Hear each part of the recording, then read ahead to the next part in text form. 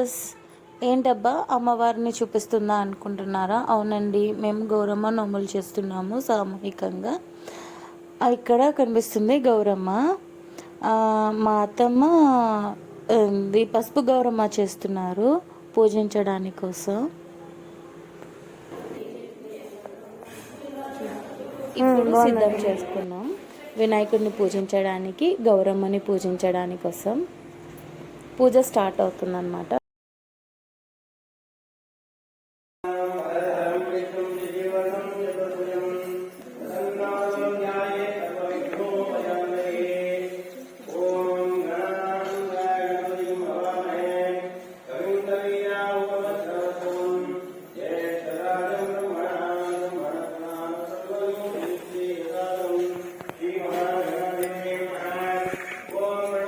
కేశవాయ స్వాహ, ఓం మాధవాయ స్వాహ, ఓం గోవిందాయ నమః, ఓం విష్ణవే నమః.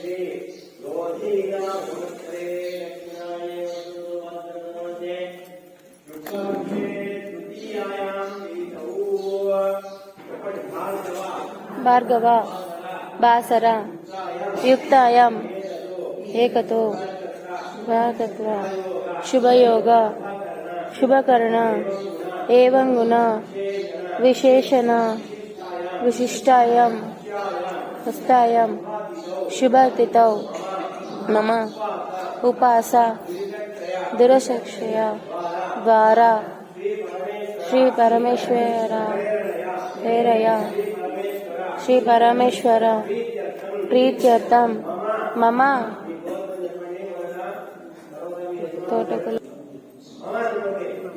మమ సహ కుటుంబస్య క్షేమ శైర్య ధైర్య విజయ వీర్య అభయ ఆయువు ఆరోగ్య ఐశ్వర్య అభివృద్ధ్యర్థం ధర్మ అర్థ కామ మోక్ష చతుర్విధ ఫల పురుషార్థ ప్రీత్యర్థం మమ ఇహ జన్మని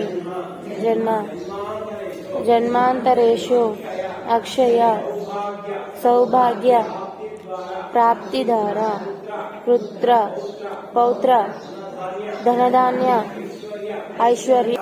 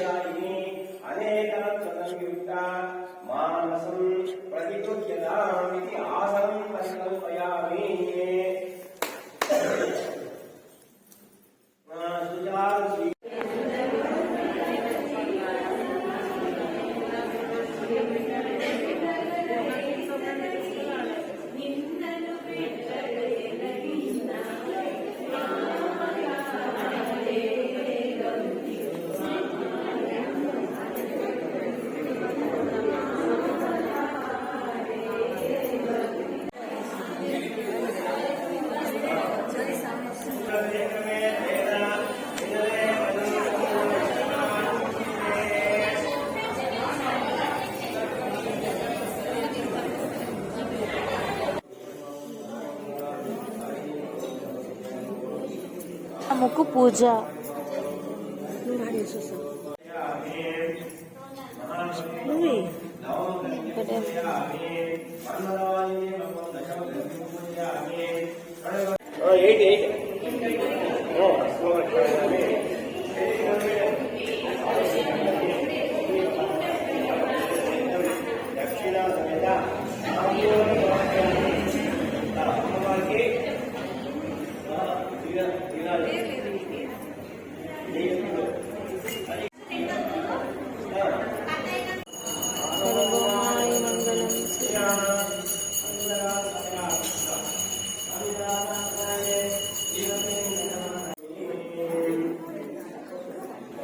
తోరణం అత్తాకోడళ్ళు కట్టుకోకూడదు అనమాట.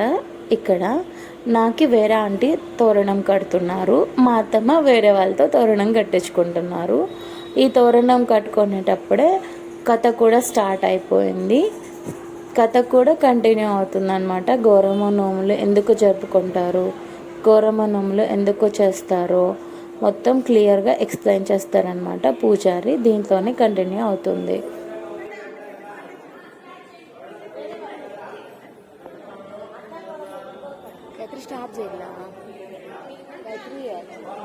కైలాసంలో ఒకనాడు కందుడు పరమశివుని పుత్ర పౌత్ర ప్రవర్ధకమైన వ్రతము విననామంటే తెలుగుని అడుగుగా ఆ పరమేశ్వరుడు, కుమారా మంచి ప్రశ్నలు అడిగినావు, సర్వ సంపదమైనటువంటిది స్వర్ణగౌరీ వ్రతం ఉన్నది.